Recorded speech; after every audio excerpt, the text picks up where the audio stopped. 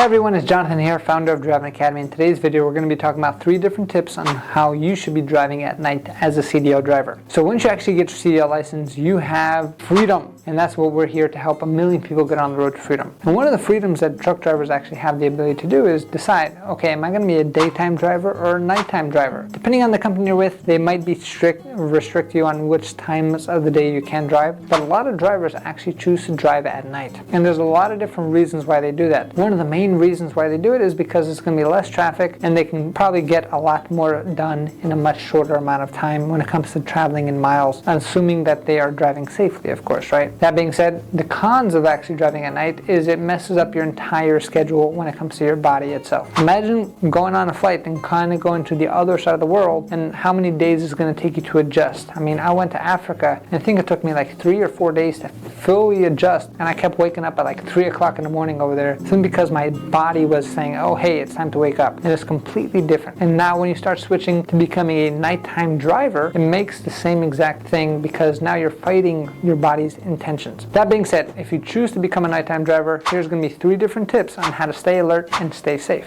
Tip number 1 is going to be make sure that you're actually blocking out time to sleep, because when you are a nighttime driver, a lot of times you're kind of going to be doing things during the day itself, and then all of a sudden you can't really sleep. So if you do want to be a nighttime driver, that means you have to be sleeping during the day, which means you have to become somewhat of a vampire. The good thing is, if you look at the inside of this cab right over here, this cab can be completely pitch black even during the day as long as you have the right equipment inside there, right? So the best sleeping habits are going to be make sure that you actually have a schedule, set an alarm to actually go to sleep, and try to get at least 8 hours of sleep during the day itself, and try to keep it as consistent as possible. Don't keep switching this around because it's going to take even longer for your body to adjust to the time period and to the time change itself. There's drivers who exclusively just sleep during the day and then drive at night, but it has taken them a few days or a few weeks to fully get their bodies used to this new schedule. So understand that you have to be extremely strict on your bedtime, which means you need an alarm not to wake up, but an alarm to actually go to sleep. And some people, they like to do it right after their shift. Some people like to kind of work a few hours after their shift and then go to sleep after. Everyone's going to be a little bit different, but really block time out for sleeping. And some of the coolest sleeping techniques out there are going to be making sure that everything is pitch black and making sure that the room is a little bit cooler, right? So if it's not pitch black, if you can't get anything pitch black, get one of those eye masks on there, so then you can actually just sleep nice and comfortably. And now the other thing that you should be aware of is there's new technology out there that can actually enhance your sleep and make you go into a deeper sleep. So there's a whole bunch of wearables like the Whoop and the Oura Ring that you can start tracking your sleep. But there's something called Newcom that I use every now and again. And anytime that I'm feeling super tired and I need to get a good night's rest, I'll put this on, and pretty much what it does is it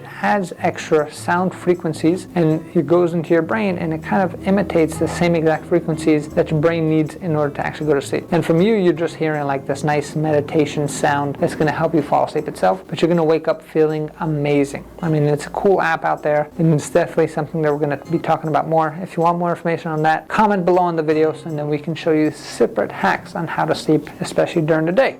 Tip number 2 is going to be stay hydrated. So in order to stay alert, one of the main things that you have to do is stay hydrated as a nighttime driver, because nighttime drivers, again, you're going to be focusing on this, and a lot of times we're not used to drinking throughout the night. Our bodies are used to sleeping at night. So that being said, make sure that you're staying hydrated. And now when I mean hydrated, I don't mean coffee. Coffee or tea technically dehydrates you instead of hydration. Hydration is simply just putting H2O into your body to lubricate the entire body and fill up your bloodstream with water to make sure things are moving smoothly. Coffee will keep you up potentially, will keep you alert, but it's not going to get you hydrated. That being said, if you are drinking a lot in the beginning, you might be afraid, what am I going to do when I have to go to pee? I have to be a truck driver. I can't just stop at a rest stop every single time to pee. Well, that's where a nice empty bottle of Gatorade is going to be your best friend, at least in the beginning. Because what's going to happen is when you start hydrating yourself a lot more, your body's going to start detoxing much faster, and you're going to start peeing more often. But you're going to get to a point, as long as you stay consistent, where all of a sudden your body's going to start absorbing the water that you are drinking, as long as it's pure, clean water, and now you're going to have to go to the bathroom a lot less because now you're actually absorbing stuff instead of just cleaning your body out. So super, super important in order to stay alert, stay hydrated. frustrated. The third and final tip when it comes to driving at night is going to be try to remove distractions as much as possible. So nighttime driving, we want to stay alert, we want to make sure things are going well, but you do have to watch out for the highway hypnosis. So this is especially big at nighttime. So you're driving down the road, down the highway, and all of a sudden you see all these reflective things that are flashing out of your light. For instance, the white lines on the road can kind of give you that highway hypnosis. I know, I've been there before. And all of a sudden you don't really know what's a car or what's a deer or what's the actual highway itself. So when you actually add extra distractions to it, like your phone or messing with this or messing with that, it's going to make things a lot more difficult to actually concentrate. So you want to avoid as many distractions as possible. Especially in the transition period of becoming a nighttime driver, you want to make sure that you're taking regular breaks as well. So every like 2 hours or so, get out of the truck, get some fresh air, may open up the window, do whatever you got to do to really kind of just reset your body, because you have to retrain the entire nervous system of your body on when to sleep and when to be awake. It's not going to be easy to do for this transition, but the main 3 tips are going to be make sure that you're actually scheduling a time to sleep. So set that alarm right now and go to sleep at a certain time of day that you want to sleep. Make sure it's pitch black. Make sure you're staying hydrated the entire night because you're going to be sleeping during the day. And then number 3, make sure you avoid distractions like cell phones and anything like that, and really just focus on the road and being safe, because especially at night, visibility drops a lot, which means you really have to watch out for those tight corners, or if you're going up mountains or anything like that, you're not going to be able to see everything that you can during the day, and it makes a huge difference. I hope that this content was able to help you out. If you do value it, make sure you like the video and subscribe down below itself. And if you are looking to get your CDL license and you want some nighttime training, the cool thing is we have 2 ways that we help our students get nighttime training. Way number 1 is we're open all the way till 9 o'clock at night. So our last class is from 5 to 9, which means the students there can actually get some nighttime training going on there. And then 2 is we have our state-of-the-art truck driving simulators. So on those simulators, we can give people years of experience within just a few days of training by changing all the different scenarios. Nighttime driving, daytime driving, snow driving, mountain driving, city driving, and everything else in between. That's why companies love hiring our students, simply because of the quality of training that we give them during the actual training program itself. So if you're interested in getting yourself a CDL license, check out our website, cdldrivingacademy.com. Again, cdldrivingacademy.com. Thanks and have a great day.